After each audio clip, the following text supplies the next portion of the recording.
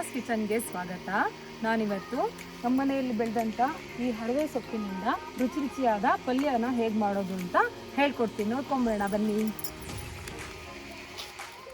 ಇದು ನಮ್ಮ ಮನೇಲಿ ಬೆಳೆದಿದ್ದ ಹರವೆ ಸೊಪ್ಪು. ಇದನ್ನೆಲ್ಲ ಚೆನ್ನಾಗಿ ತೊಳೆದು ತೊಗೊಂಬಂದಿದ್ದೀನಿ. ಇವಾಗ ಇದನ್ನು ಸಣ್ಣ ಹೆಚ್ಕೊಂಡು ಬರೋಣ.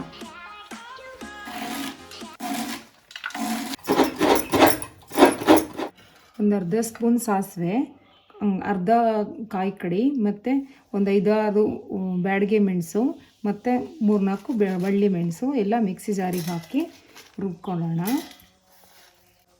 ನೀರು ಹಾಕದೆ ತರಿಯಾಗಿ ರುಬ್ಕೋಬೇಕು. ಇದನ್ನು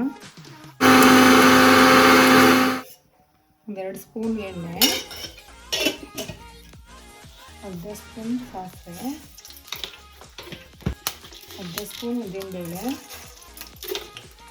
ಈ ಒಗ್ಗರಣೆ ಆದ ನಂತರ ಈರುಳ್ಳಿ ಹಾಕ್ತೀನಿ.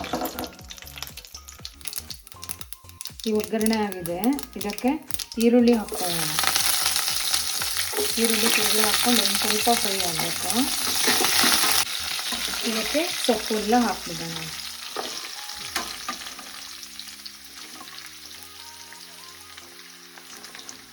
ಒಂದು ಸ್ಪೂನ್ ಅರಿಶಿನ, ಹುಣಸೆಹಣ್ಣು ಸ್ವಲ್ಪ ಲಿಂಬೆ ಗಾತ್ರದಷ್ಟು ಹಿಂಡಿ ರಸ ತೆಗೆದುಕೊಂಡಿದ್ರೆ ಅದಕ್ಕೆ ಹಾಕಬೇಕು.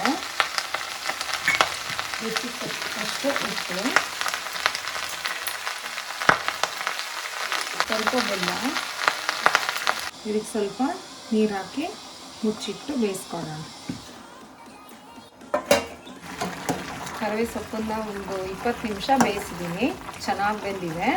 ಇದಕ್ಕೆ ಈ ಬಿಟ್ಟಂತ ಈ ಕಾಳು ಸಾಸಿವೆನ ಹಾಕೋಣ. ಆಮೇಲೆ ಇದನ್ನು ಚೆನ್ನಾಗಿ ಮಿಕ್ಸ್ ಮಾಡೋಣ.